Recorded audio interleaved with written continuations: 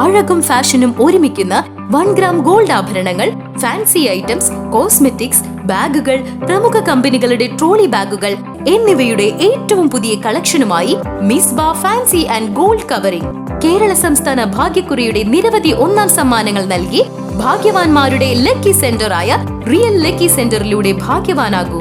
ലക്ഷങ്ങൾ ചെലവഴിച്ച് നിർമ്മിച്ച മുള്ളൂർക്കര ടൗണിന് സമീപമുള്ള കോട്ടക്കുളം കാടുകയറി സാമൂഹ്യ വിരുദ്ധരുടെ അഴിഞ്ഞാട്ട കേന്ദ്രമായി മാറുന്നു. നടപടിയെടുക്കാതെ പഞ്ചായത്ത് അധികൃതർ. പ്രദേശത്തെ ആളുകൾ കുളിക്കാനും നിരവധി വിദ്യാർത്ഥികൾ നീന്തൽ പരിശീലനത്തിന് ഉപയോഗിച്ചിരുന്ന കുളമാണ് അധികൃതരുടെ അനാസ്ഥയിൽ കാടുകയറുന്നത്. പ്രതിഷേധവുമായി ഗ്രാമപഞ്ചായത്ത് മുൻ പ്രസിഡന്റും ഇപ്പോഴത്തെ പ്രതിപക്ഷ നേതാവുമായ MH അബ്ദുൾ സലാം.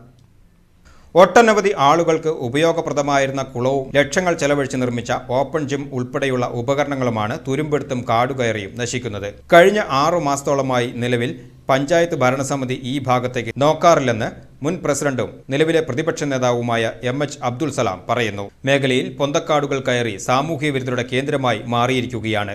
പൊന്തക്കാടുകൾ വെട്ടി വൃത്തിയാക്കുവാനും മറ്റ് അടിസ്ഥാന സൗകര്യങ്ങൾ ചെയ്ത് ജനങ്ങൾക്ക് കുളിക്കുവാനും വിദ്യാർത്ഥികൾക്ക് നീന്തുവാനും ആവശ്യമായ സൗകര്യങ്ങൾ ഒരുക്കുവാനും നിരവധി തവണ പരാതി നൽകിയെങ്കിലും യാതൊരു നടപടിയും ഉണ്ടാകുന്നില്ല എന്ന് നാട്ടുകാർ പറയുന്നു. മുതിർന്ന അംഗങ്ങൾക്ക് ഇരിക്കുവാനുള്ള ഇരിപ്പിടവും പായൽ പിടിച്ചും കാടുകയറിയും ഉപയോഗശൂന്യമായിരിക്കുകയാണ്.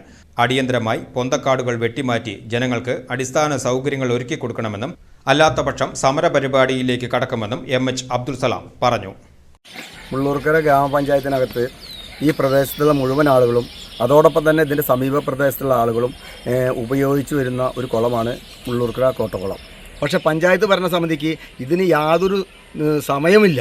ഇതിന് ഒരു 10,000 രൂപ ചിലവാക്കി കഴിഞ്ഞാൽ ഈ പാർക്ക് ഇതിൻ്റെ പ്രദേശം നമുക്ക് മനോഹരമാക്കി മാറ്റാം. പക്ഷേ അവർക്ക് അതിന് പോലും ചിലവാക്കാൻ കഴിയില്ല.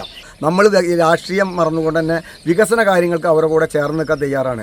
ഇത് 3 മാസം 3.5 മാസം 4 മാസമായിട്ട് ഇവരോട് ഈ കുളം ഒന്ന് സംരക്ഷിക്കാൻ പറഞ്ഞാൽ പോലും അവർക്ക് ചെയ്യാൻ നേരമില്ല. ഹൈസ്കൂൾ ഭാഗത്ത് വെട്ടിയിട്ടില്ല, ആകെ കാട് പിടിച്ച് കിടക്കുകയാണ്.